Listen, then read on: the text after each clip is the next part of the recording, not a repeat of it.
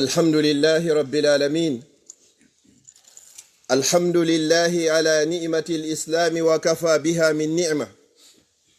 ثم الصلاة والسلام على المبعوث رحمة للعالمين محمد بن عبد الله وعلى آله وأصحابه ومن تبعهم بإحسان إلى يوم الدين. أما بعد، فأيها الإخوة، أسأل الله سبحانه وتعالى بأسمائه الحسنى وصفاته العلى ألا يفرق هذا الجمع إلا بذنب مغفور وسعي مشكور وأمل متقبل مبرور، وأن يجعل جمعنا هذا جمعا مرحوما وتفرقنا من بعده تفرقا معصوما، وأن لا يجعل فينا ولا معنا ولا من بيننا شقيا ولا مطرودا ولا محروما. وكما أسأله جل في علاه أن يشفي مرضانا ويرحم موتانا. اللهم اشف كل مريض وارحم كل ميت برحمتك يا عزيز يا غفار. أما بعد، أيها السادة musidɓe julɓe tedduɓe, ɓaawon yettude o Allah bajjo seniiɗo wawɗo mo ronkata wiyeteeɗo Allah juula e ɓurnaɗo tagi fongon sallallahu alayhi wa sallam, kanko e ɓeygure makko nden fof e sahabaɓe makko e kala wonɗo e laawol ɓeeɗo ila yawmil qiyama. yo Allah waɗu en e maɓɓe. miɗo toro Allah subhanahu wa taala e hoore o mimbar nelaaɗo sallallahu alayhi wa sallam ko fewndi fewnɗo Afrique fi o Niger. mi toriki Allah subhanahu wa taala yo Allah hon ñippu, yo Allah hon dandu hibbugol ƴiƴe ɗen e nder kontinant meɗen on. si ɗum ɗo waɗi ko toñaɓe miskinɓe tampuɓe ko ɓe woni ko hawrete muɗum. en toriki Allah subhanahu wa taala ko Allah woni ñippowo, yo Allah ho ñippu famodire hara ƴiƴan hibbari ya rabbal alamin. si ɓawɗum ɗon feƴƴi, musidɓe meɗen buynotori en duwa sukaɓe meɗen dolle wonɓe hoore laawi tawata ɓe dogi leydi meɗen ndin. yo Allah waɗu lagine leydi dogantendi hara na dogetendi. wontirɓe Maroc, wontirɓe Libye, wontirɓe Tunisie, wontirɓe Algérie e kala kaɓe wontiri e hoore laawi ɗe, yo Allah rewnuɓe, aynaɓe, hiwaɓe, dandaɓe, lumbinaɓe e hoore jam moƴƴere. si ɗum ɗon feƴƴi, musidɓe julɓe tedduɓe, musidɓe meɗen no tori duwa fi nawnuɓe buyi no jogi nawnaje hara no nawni no soñji no waali labtaneji. woɓɓe kadi hara cellal ngal ɗuytinoke ko Allah mari cellal, yo Allah dikkimɓe.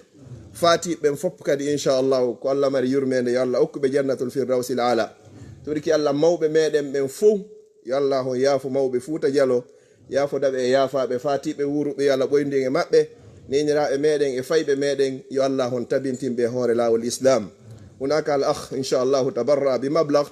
هو يطلب الدعاء لابنته. نسأل الله سبحانه وتعالى أن يشفيها شفاء عاجلا شفاء لا يغادر سقما. أما بعد، فأيها السادة musidɓe julɓe tedduɓe,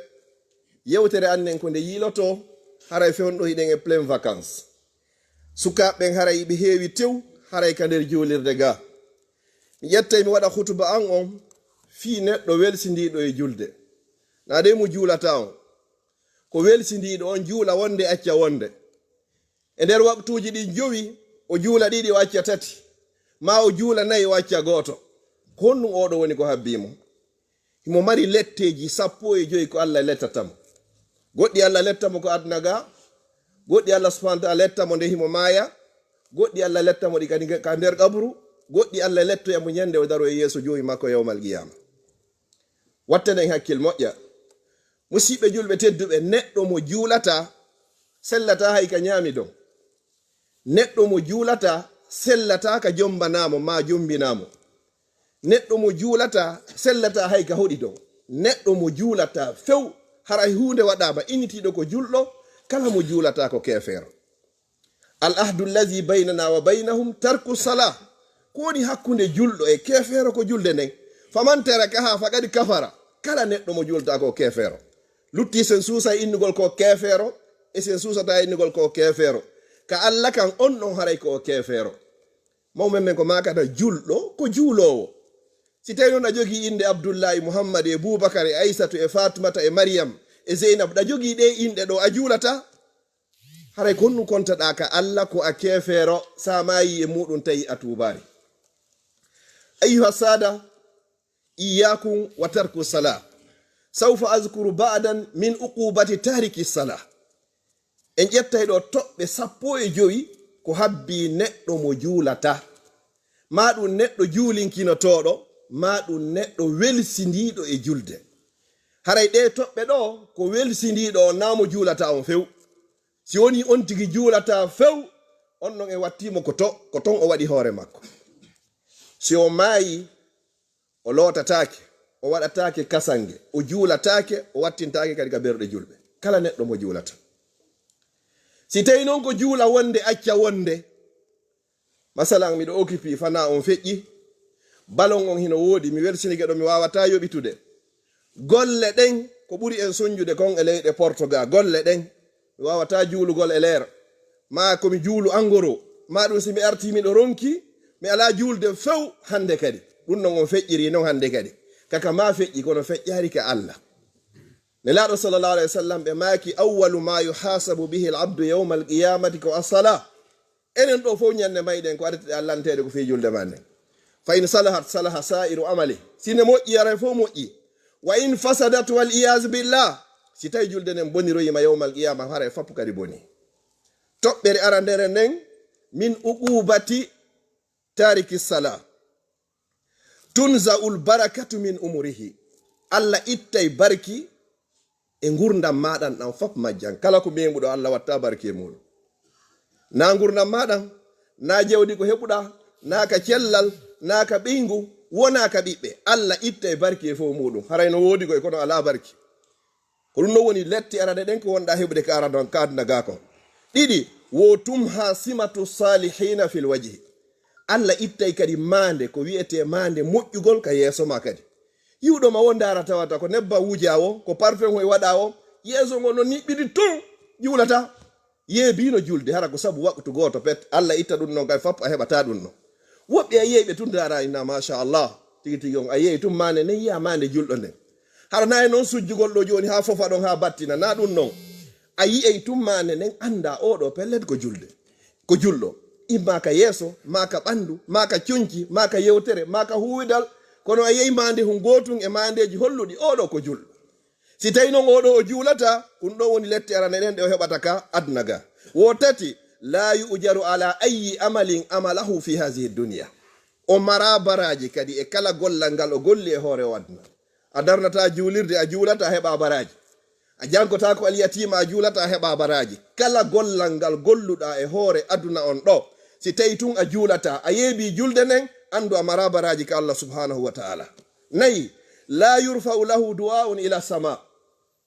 a ɓantata juuɗe ka inna Allah wanna nun ɗo o waɗa, Allah danna nun ɗo o dandama. du'a ma on hewtoytaka kammu dow. sa noddi Allah o nototako ma, o inninoma ya waɗu a salike waɗugol, o inninoma ya accu a salike accugol. ko honno kanko noddirtamo o notoma, o nototako ma few. kon ɗum woni lette nayalɓe ɓen ko tawata neɗɗo welsindiɗo e julde, neɗɗo yeɓuɗo julde. jowi, laysa lahu hazzun fi du'a'i salihin, ko moƴƴuɓɓen toroto kon fop an amara geɓale muɗum. si tawi cheikh sidaysi en darike ka haram to, cheikh husayfi hafizahumullah ɓe inni allahumma izza al islam wal muslimin, a natorta ɗon. si mawɓen torike, yo Allah hon dandu kala julɗo, yo Allah okkor kala julɗo, yo Allah reenu kala julɗo, haray a tawaka e nder ɓen ɗon. fi honno an hina a julɗo sabu ko yeɓuɗa julde den kon. a juulata sina leer mo falɗa, a juulata no juulirte non. sa juuli kadi a timminta. hay si on tigi juuli kadi conci ɗin ɗi timmata, siko nidirawo ɓandu num fop hino yaltiti. ko ɗum on tigi juulani, ko sport waɗɗa kono na juulugol.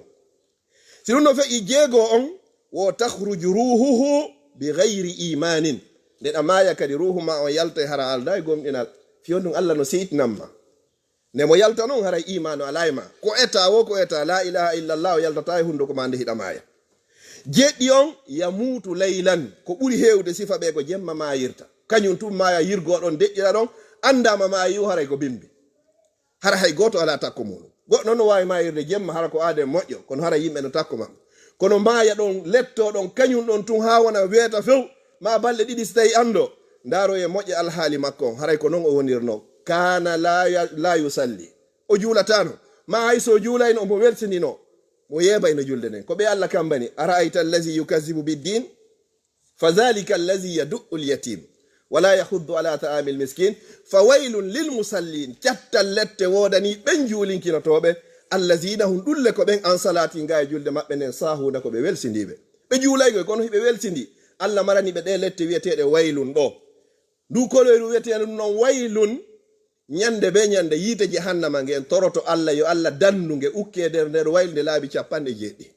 yite nge molo Allah yo Allah danduge ka wietede waylun jonon neddo mo julata ko don Allah subhanahu wa ta'ala woni ko maranimo subhanahu wa ta'ala on dali aya go fa khalafa min ba'din khalfun ada'u salah wattabu shahawat fa sawfa yalqawna ghayya edo wobbe ari lonti ko kambe jogi kongol sakkiti ngongol be yebi julde ndem faw Allah ini fa sawfa yalqawna ghayya be hawro ye koko wiete ghay dun non ko wadin fi jahannama ko si tay gidel din jeddi din fap hande kadi sunnabe tom men fo synthèse on fo tippo yo non e dow koloyru wiete ndu waylun ko don habbi be innatebe be julata no yebunobe julbe se jetti aya on ka suratul mudassir subhanahu wa ta'ala ko dali ma salakakum fi saqar ko nu naajo nge yite wietenge saqar ko nu be jaboto qalu lam nakum minal musallin menen men julata no few walam nakun nutimul miskin men nyammintano miskin gadi few ko dun do naadi men e nder nge yite do sagara ko beedo woni ko habbi waylun ko beedo woni ko habbi yo Allah on dando yo lette jeetatabe den ko neddo welsinido julde hebato kadi yamutu ja'ian demo maya wo kadi hara o maya ko welaado ko etta woyo nyamata Allah lettiray mo heege gataw wona yontere ba jonte didi hara be na nyamete fejjaari few ndare al hali makko julatano no welsinino yebuno julde den ko Allah buri yidude kon fop ko juulugol e leer o yarno do landine laado sallallahu alaihi wasallam ya rasulullah ayyul a'mali ahabbu ila Allah ila do yeti men golle den fo ko nabata aljanna kondum Allah buri yidde laado maki as-salatu ala waqtiha ko juulugol e leer o don no na juulugol e ko juulata few ko leer mo faala on si événement no wodi tun siko politique siko ballon siko social siko golle kala ko wodi hande gadi ko tuma dun non feƴƴi o so juula a juuligo ko Allah faalaka waqtuji din ko didi ko ya juulan Allah leer mo faala on wano innir non inna salata kanat ala almu'minina kitaban mawquta yawdo jihaad fi sabilillah on non hoyna naka fiyo accu ha waqtu on feƴƴa ko an jokkudo do golle jokkudo do ballon jokki politique jokki jokkere ennan ko an feƴƴinta waqtu on har Allah no weltanima wata en ayindir musibbe julbe teddube so yiyo jon jango mi feƴƴiniri waqtu on taw indu dum do selliri fi dum no ko Allah buri yidude kon fu ko juulugol e leer kafaaji hino jetta no wartindirede te mettato e sappoyta no darani yimbe wulure leer juulugol gol hewti Allah ino juulay do je m'en fous hajo an alay mun on juulay ko honno be fecci pecce didi be yadarodi e hefer ben be darani fi julde de ene non en hebiga golle wonde très important ha tabata mi juuli wotuma nem hewti mi hawtitu wonta do nyalla laada landangal ara laabi didi laabi tati yalla beedi e moƴƴinande o neddo do ya mutu jaa'i an o maayay harahimo wonde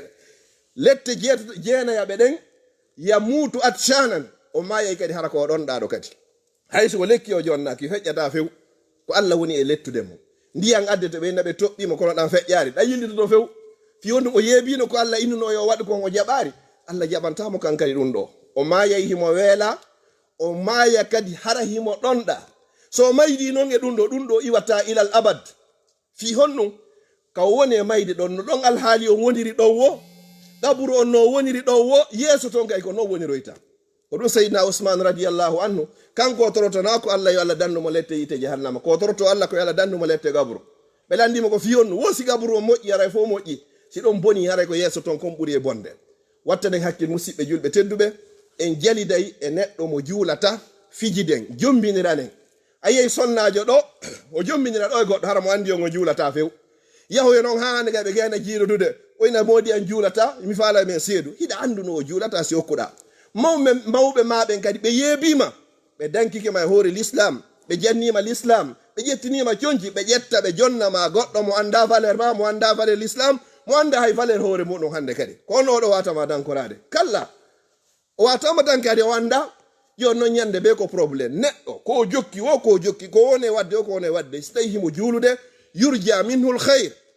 haray mo jortana ko moddi kon kono si neddo juulata haray mo hulbini si goddo yehi ha acci juulugol faw odo himo hulbini buri fir'auna mo hulbini buri garuna mo hulbini buri abu jahal ko hulbini kon fop ko neddo buri hulbinade kono enen hara hide watti don hide wonde makko don kala ka mobonira so hewtari ko habbortedo wallahi ko kefero geddo Allah bi qawli nabi sallallahu alaihi wasallam ko nelaado sallallahu alaihi wasallam woni ko makino lette sappabe den ko odo jogi kadi yudayyigu alayhi qabru Allah bittina nay mo qabru makko on si o mayi ha tere makko wontirde ka sengo nyaamu kaburu on bijamo ha partiji woni ni ga sengo nyaama yara ka sengo nano odo fi honno o juulatano o salino tottugol farilla Allah kadi fuddo mo lettugol de wolden da fo ka adna jon non o maayi hande gadi o nangonire don ka kaburu hande gadi ko kaburu on taw fuddoto mo lettude taw hara malaika be heftari lette sappo e goaben yugadu fi qabrihi naran sabahan wa masaa laylan wa nahara bimbi e kikide kaburu on fappo hubbe wonta yite jahannama ko hore dun do walato la yamutu fiha wala yahya dun non o maayata kadi o wurata kadi gurdam mojjam yite ngen kadi gedano tako kadi fi honnum Allah buttinanino mo ka adna o saliki buttinande hoore makko Allah kadi lettiramo dun do kadi ka nder kaburu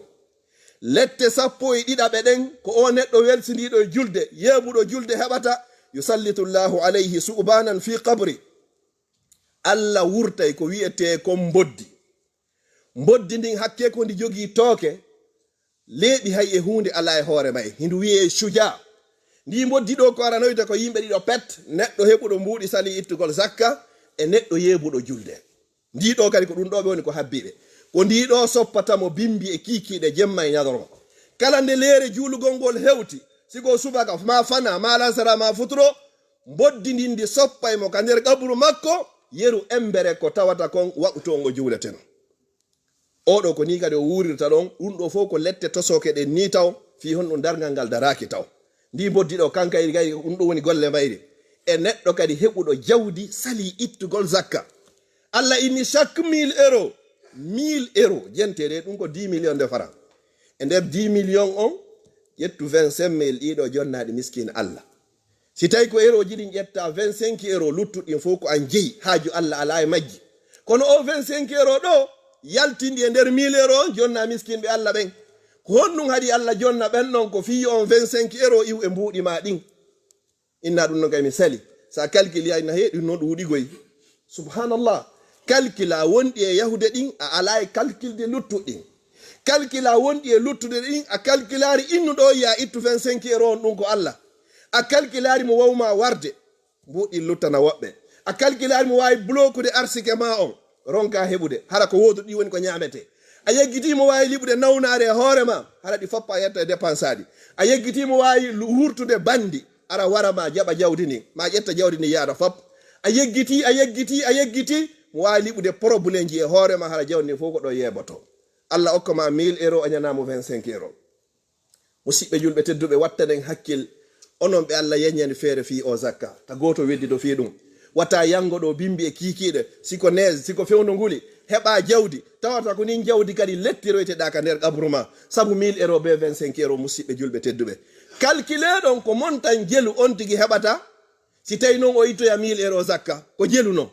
haray mbuɗɗindi ɗuuɗi ta añan ɗin ɗo miskinɓe Allah ɗum kadi ko fima ndin konko ittuɗa ɗon ko ɗum kadi wonata fi laɓɓingol ma laɓɓina jawdi ma nin hiwa jawdi ma nin hiwa ɓeygure ma nin hara ko luttigon Allah waɗay barki e muɗum kono hay ɗum no ayna harayno ɗuuɗi ko ɗon jokkirta en ɗan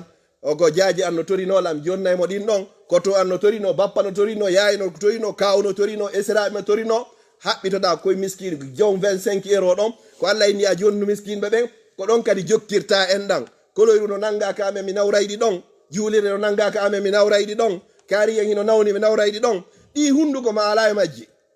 nelaɗo sallallahu alayhi wa sallam e teddude muɗum ko Allah wona kamɓe sendi zakka ko Allah sendi zakka o yini ko kaarijo hendoto ndaro ye suratul tawba o yini ko ɓe jeetatoɓe ɗo hendoto kala mo jonɗa hara hina ɓeɗo sellata a yaltini jawdi ni kono wonari zakka innama sadaqatu ko lil fuqara wal masakin wal amilina alayha wa fi rigabi wal gharimin wa fi sabilillah wabni sabil Allah yini ko faridatan min Allah wallahi ko farilla iwrɗo ko Allah sa waɗi a waɗi farilla sa akki a itti kadi a salike tottugol farilla si ɗum ɗo feƴƴi lette sappo e tataɓe ɗen ko oɗo lettete ka nder kabru makko wo yataqallabu alal jamari laylan wa nahara ko waylitoto koye dow ƴulɓe yiite jahannama bimbi e kikiɗe sa walori ɗo koye hoore ƴulɓe yiite jahannama sa ardiri ka ñaamo koye hoore ƴulɓe yiite jahannama si a hippike koye hoore ƴulɓe yiite jahannama si a ajjike koye hoore ƴulɓe yiite jahannama si a darike waka zalik si a jooɗike waka zalik ko ɗum ɗon ti yiltoto e muɗum fi honnon ko salinoɗa tottugol ngol farilla Allah musidɓe julɓe calcule noon mo be men si yehi yo essaye ƴetta tasum waɗa ndiyam wulɗam yer ko goddo yarata te ukaka micro-onde wada 5 minutes wulna 5 minutes yaltina ko ha gayna inna ya maddo ko no yaltata do wallahi da wawata fejjude jonnon o do bimbi e kikido jaram makko ko ndiya wuldan himo dari e hore pette yite mo wali e hore pette yite sabu ko salino juulugol waktu do ko juuti o ko juuti ko 5 minutes dalle 24 heures waktuji din jowino ƴettatama ɓuri 25 minutes tawada yeba ɗiɗo Allah lettiroyama ɗum ɗo sabu ko salinoɗa wadde ko musidɓe julɓe tedduɓe lerɗinen hoore meɗen wakkiloɗen haɓɓitoɗen daditoɗen sahabajo goto woɓɓe yini ko salafu sali ridwanullahi alayhim moƴƴuɓe feƴƴuɓe ɓen o wuuri duuɓi 60 60 ans ko ñande wotere takbiratul ihram o woopimo ɓawo imam o wari o tawi imam on habbiri tawi o hewtari ñande o mayata tawi ko sabu ɗum noon o woni e fesugol o yini ko honɗum o innoyta Allah o woni ka suudu makko o helsinike ha wari tawi ɓe fuɗɗike juulugol hay darnegoy ɓe heɓari ko wanno o tawi imam o fuɗɗike janngugol fatiha o yini ko honɗum o jokkuno Allah no inni mo ma khalaqtul jinna wal insa illa liya'budun komi tagiri yimɓe jinna ko fiyoɓe rewan mi jokki noon goɗɗum ha waktu komi addira e hoore adna ko woopila ɗo woodi musidɓe meɗen ɗo wonɓe gollude hara ko golle fina dawa ɓe wawi o wondirande duuɓi 7 duuɓi 10 ha hande ɓe leetari ka golle subhanallah duuɓi 7 duuɓi 10 ha hande ɓe leetari e golle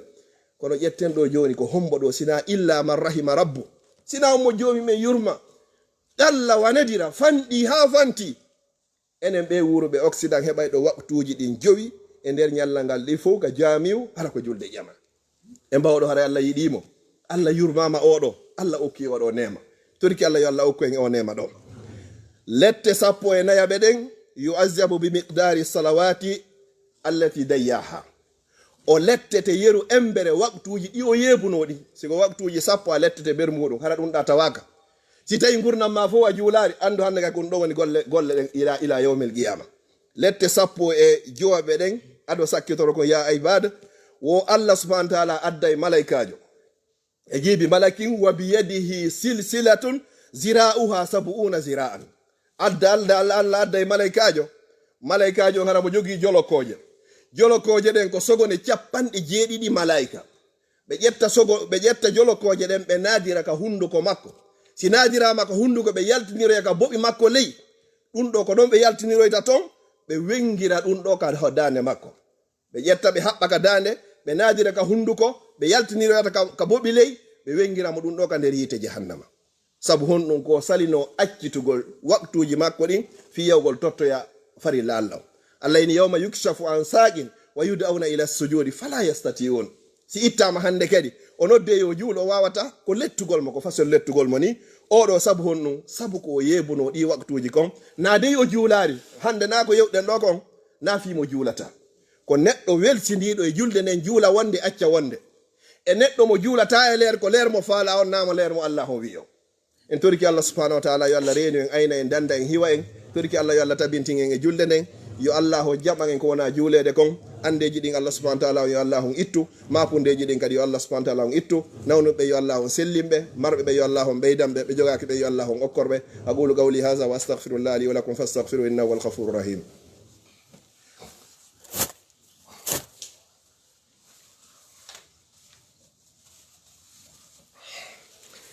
alhamdulillahi rabbil alamin alhamdulillahi allazi bi ni'matihi tatimmu salihat alhamdulillahi ala ni'mati l-islami wa kafa biha min ni'ma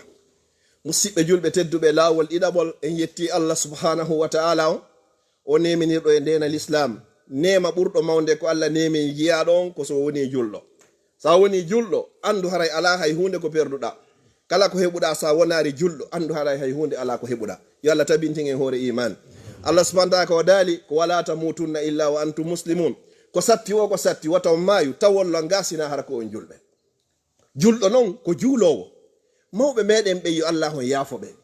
sa fokkitino yaltugol yaha sete yagal ko ɓe wasiyotoma ko julde nden wata wujji wata fenni wata jetto sa fuɗɗi gewe neldude mawɓen ko makata awa sa juulata ɗo hara mi falaka ngel ma tawhidi ɓuray ɗo yo Allah yaafoɓe mawɓe yarnunoɓe siga ɗi tawhidiji ɗo e ɓalli meɗen ta ko ɗum ɗo woni dogude ka nder ɓalli meɗen ko ɗum ɗo wiyete tawhid ɓe andi pellet kala ko hina julde nden hare haaju maɓɓe ala mum enen kan non ko en eto ha feƴƴinen o message ɗo fayɓe meɗen ɓe woowa juulugol ɓe yiɗa si payi kumma yehi ha woowi juulugol tawi ɗum ɗo weli ga ɓernde makko hara yo ɓernde ma nde waalo o yiɗe leyɗe ka wonnen ɗo koyen etto ha fayɓe ɓen tawhidi wona ka ɓerɗe maɓɓe ko lutti gon wata maapo kono kala ko waɗanɗa paykunkun ɗo si tawhidi wonari e ɓernde makko o andari ko hombo woni Allah ko hombo woni annabajo Allah sallallahu alaihi wasallam o andari diina makko hara yahi hunde o heɓari so o heɓari conci o heɓari ko ñaama o heɓari suudu o heɓari otowal o heɓari paɗe o heɓari kala ko o heɓari kono so tawi paykum makko no andi Allah himo yiɗi l'islam andu pellete ɗon on a gañike ɗum ɗa fof o addo o heɓoya e ñande go kadi kono si tawi joni haaju makko alay ko wiyete diina wona jiwunkum wona gorunkum ko be darodirane piire ka nder suudu be o juula sa juularɗo a ñamata haray wakkilo ɗon dey ha paykum gon tabita waɗa torundi Allah e hoore muɗum joni noon annabaɓe moƴƴunoɓe ɓe torino Allah fiyo Allah tabintin ɓiɓɓe maɓɓe ɓen e hoore julde nden an kadi ko ɗum waɗata hara welsidaki e du'awuji danno ton tabituɗi ka sunna nelaɗo sallallahu alayhi wa sallam no tawa e majji fuɗɗoren taw du'a nene e baba on yo fayɓe ɓen du'ano yumma mum e bemmum rabbirhamhuma kama rabbayani sahira ma o ɓeyda ɓawo rabbirfirli Allah mi torike ma yafolan wali walidayya e mawɓe am ɓen ɗiɗo rabbirhamhuma Allah mi torike ma yurɓe ɓe kama rabbayani sahira wono ɓeyne irno wala fewno woni bobo yo Allah yurɓe mawɓe meɗen ɓen joni noon ko honno duranta paykunkum du'a annabi ibrahima on rabbi ji'alni muqima salati wa min zurriyati rabbana wa taqabbal du'a no wodi garama ko ɓe wiwɓe waɗa oɗo ñande be ñande nde laabi 49 bi isnillahi ta'ala Allah tabintina ɓiɓɓe maɓen tabintina julde nden ka ɓernde maɓe mi fillito du'a on rabbi ji'alni Allah mi torikema waɗan muqima sala komi ñiiɓowo e julde o fuɗɗori hoore makko tan wa min zurriyati e ɓiɓɓe am ɓen fof rabbana joomi amen wa taqabbal du'a Allah mi torikema jaɓanan ko komi torima ɗo